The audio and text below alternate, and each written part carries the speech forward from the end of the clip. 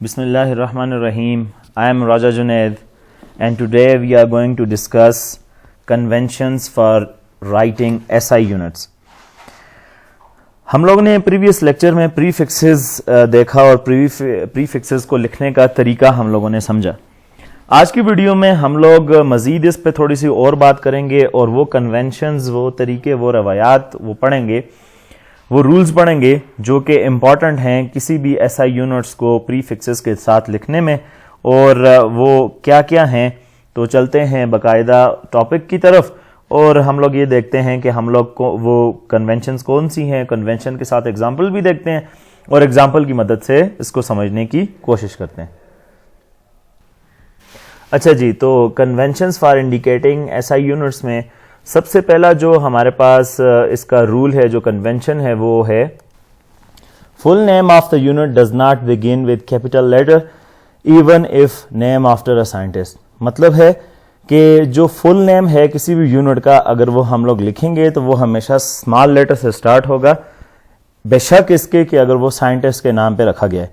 For example जैसे हमारे पास जो यूनिट्स हैं, जैसे फोर्स का जो यूनिट होता है हमारे पास, अगर मैं लिखूं फोर्स का जो यूनिट है वो हमारे पास न्यूटन है. तो अगर फॉर एग्जांपल मैंने कोई फोर्स फाइंड की और वो फोर्स आ रही है मेरे पास 100 न्यूटन, तो अगर मैंने पूरा नाम लिखना है तो मैं स्मॉल लेटर से लिखूंगा. ये जो न्यूटन का एन है इसी कैपिटल लेटर से नहीं लिखूंगा. इसी तरह मेरे पास 100 जूल है तो जूल भी मैं स्मॉल यूनिट से ही लिखूंगा, क्योंकि जूल भी जो है वो साइंटिस्ट का नाम है. तो बेशक साइंटिस्ट का नाम हो या कोई और यूनिट आप लोगों के पास मौजूद हैं, जैसे अगर फॉर एग्जांपल मीटर है तो मैं 150 मीटर अगर मैंने पूरा लिखना है तो वो स्मॉल लेटर से ही स्टार्ट होगा. तो पहला रूल हमारे पास ये है. सेकेंड पॉइंट है the symbol of the unit name after a scientist has initial capital such as N for Newton. तो वो कह रहा है कि अगर हम लोगों ने सिंबल लिखना है, जैसे न्यूटन जो हमारे पास है, न्यूटन के लिए हम लोग सिंबल लिखते हैं एन, तो वो कैपिटल होगा. जैसे हमारे पास जूल है तो जूल के लिए हम लोग जब लिखेंगे तो वो हम लोग कैपिटल जे लिखेंगे. इसी तरह हमारे पास कूलम है, ठीक है, कूलम के लिए हम लोग लिखेंगे कैपिटल सी. फॉर एग्जांपल जैसे अभी मैं लिख रहा हूँ 100 न्यूटन फोर्स, 150 जूल, इसी तरह 3 कूलम चार्ज. इसी तरह तो आप लोगों के पास जो भी इस तरह के यूनिट्स हैं, अगर उनका सिंबल लिखने हैं जैसे साइंटिस्ट के नाम है तो वो हमेशा कैपिटल लेटर से आप लोग रिप्रेजेंट करेंगे. तो न्यूटन है तो अगर उसका सिंबल लिखेंगे तो वो कैपिटल होगा, मगर अगर न्यूटन फुल लिखना है तो वो आप लोग स्मॉल से लिखेंगे. ठीक है, तो अगर 100 मीटर लिखना है ना तो वो एम स्मॉल ही होगा, क्योंकि ये साइंटिस्ट के नाम से स्टार्ट नहीं होता. मगर न्यूटन साइंटिस्ट का नाम है तो लिहाजा सिंबल लिखेंगे तो वो कैपिटल लिखेंगे. तो हर वाले केस में, इन तीनों केस में हम लोगों ने देखा कि उसमें तीनों के तीनों साइंटिस्ट के नाम हैं, उनका सिंबल लिख रहे हैं, तो इस वजह से हम लोगों ने कैपिटल यूज़ किया. नेक्स्ट चलते हैं जी थर्ड वाले पॉइंट पे. The prefix should be written before the unit without any space. यानी कि वो ये कह रहा है कि प्रीफिक्स जब हम लिखेंगे बिफोर एनी यूनिट, किसी भी यूनिट के, तो वो हम लोग विदाउट एनी स्पेस लिखेंगे. फॉर एग्जांपल अगर मेरे पास कोई वैल्यू है, मैं लिखता हूँ 1 मल्टीप्लाई बाय 10⁻⁶ मीटर, तो ये इसकी जगह पे हम लोग ये अब 10⁻⁶ के लिए हमारे पास प्रीफिक्स क्या है, मेगा है ना, तो उसको हम लोग कैपिटल एम से लिखते हैं. तो वो जब हम लोगों ने यहाँ पे लिखना है तो हम लोग ऐसे लिखेंगे 1 मेगा मीटर. तो इन दोनों के दरमियान में कोई स्पेस भी नहीं होगी और हमेशा इस यूनिट से पहले ये प्रीफिक्स लिखी जाएगी. तो ये हमारे पास हो जाएगी प्रीफिक्स, ठीक है, और ये हमारे पास हो जाएगा यूनिट. इसी तरह कोई और एग्जांपल लेते हैं. अगर मैं कहता हूँ 1 मल्टीप्लाई बाय 10⁻⁻² मीटर, तो यहाँ पे हो जाएगा 1 सेंटीमीटर. तो ये सी और एम, तो मीटर हमारे पास यूनिट के लिए है और ये हमारे पास प्रीफिक्स है, तो इनमें कोई फ़र्क भी नहीं है, यानी कि इनके दरमियान में कोई स्पेस भी नहीं है, इन्हें कंबाइन लिखेंगे. चलते हैं जी 4 पॉइंट की तरफ. जैसे हमारे पास यूनिट है न्यूटन मीटर, तो न्यूटन मीटर जब लिखेंगे तो इन दोनों के दरमियान में तो यहाँ पे ये स्पेस होगी, मगर जब हम लोग इनके सिंबल्स लिखेंगे न्यूटन और मीटर के लिए तो उनके दरमियान में कोई स्पेस नहीं होगी, यानी कि हम लोग ऐसे लिखेंगे न्यूटन मीटर. इसी तरह जैसे हमारे पास जूल सेकंड है, तो जब हम लोग जूल सेकंड लिखेंगे तो उसके लिए हमारे पास हो जाएगा जूल सेकंड। तो यहाँ पे तो हमारे पास स्पेस है जब हम लोग पूरे पूरे नाम लिख रहे हैं, मगर जब हम लोग सिंबल लिख रहे हैं तो यहाँ पे उनके दरमियान में कोई स्पेस भी नहीं है। चलते हैं फिफ्थ पॉइंट की तरफ। तो फिफ्थ में हमारे पास आ जाएगा compound prefixes are not allowed. अब इसका क्या मतलब है? इसका मतलब ये है कि फॉर एग्जांपल मेरे पास एक नंबर है 1 मल्टीप्लाई बाय 10⁻⁶ मीटर। तो हम ऐसे नहीं कर सकते कि इसे मैं लिखूं 1 multiply by 10⁻³ multiply by 10⁻³ metre, और हम ऐसे करके लिख लें कि 1 10⁻³ की जगह पे किलो, फिर 10⁻³ की जगह पे किलो, और तो ये 1 किलोमीटर। तो यानी कि यहाँ पे हम लोग प्रीफिक्सेस को कंपाउंड करके रिपीट करके नहीं लिख सकते। तो हम लोग क्या करेंगे, 10⁻6 के लिए ऑलरेडी हमारे पास प्रीफिक्स मौजूद है जो कि है मेगा। तो हम लोग यहाँ पे लिखेंगे 1 मल्टीप्लाई बाय 10⁻6 मीटर है, तो यहाँ पे हो जाएगा 1 मेगा मीटर। तो यहाँ पे ये कंपाउंड वाला काम हम लोग इस्तेमाल नहीं कर सकते। अगर एक और एग्जांपल लें तो जैसे 1 मल्टीप्लाई बाय 10⁻⁻6 मीटर है, तो हम लोग इसे ऐसे नहीं लिख सकते कि 1 multiply by 10⁻³ multiply by 10⁻³ metre, और ऐसे मैं ऐसे करके लिख लूँ सेंटीमीटर। तो ये तरीका गलत है। तो लिहाजा हम लोगों को इसके लिए इसका यूनिट जो माइक्रो है वो यहाँ पे पुट करना पड़ेगा, तो उसके हिसाब से हम लोगों ने करना है। तो कंपाउंड प्रीफिक्सेस यहाँ पे इन्वॉल्व नहीं है। चलते हैं पॉइंट नंबर 6 की तरफ।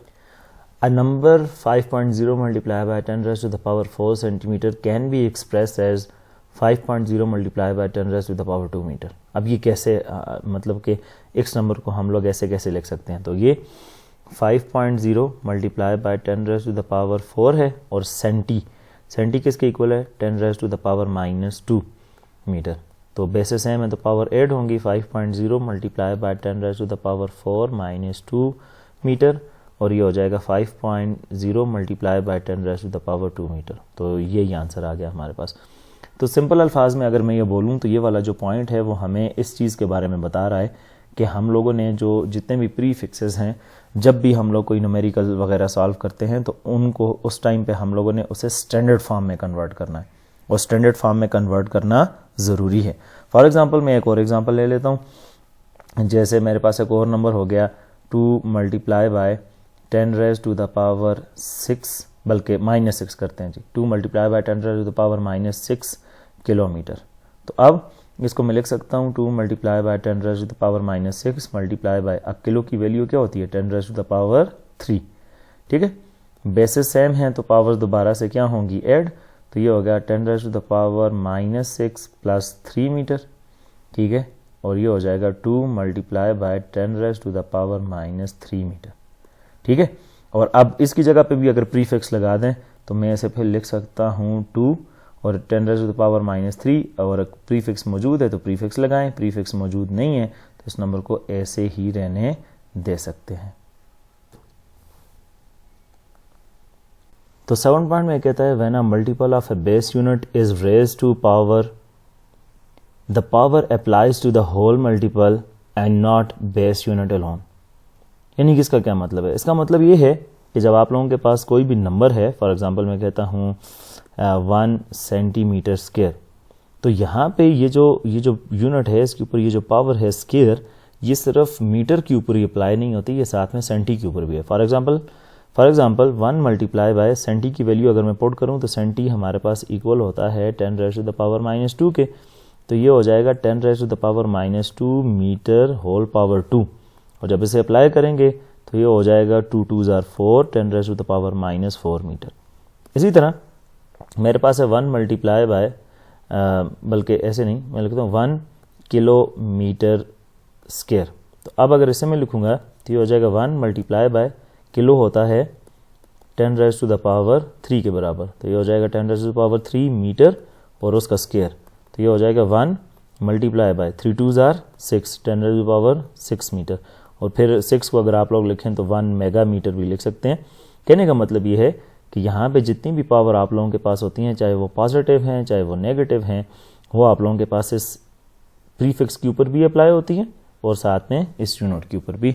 तो इसका मतलब ये है कि ये पावर खाली यूनिट के ऊपर अलग से अप्लाई नहीं होती। देखें यहाँ पे लिखा हुआ है ना, ये देखें whole multiple and not base unit alone, कि खाली सिर्फ बेस यूनिट के ऊपर ही नहीं है, साथ में जो प्रीफिक्स आया है उसके ऊपर भी अप्लाई होती हैं। तो 7 पॉइंट के अंदर ये बात थी।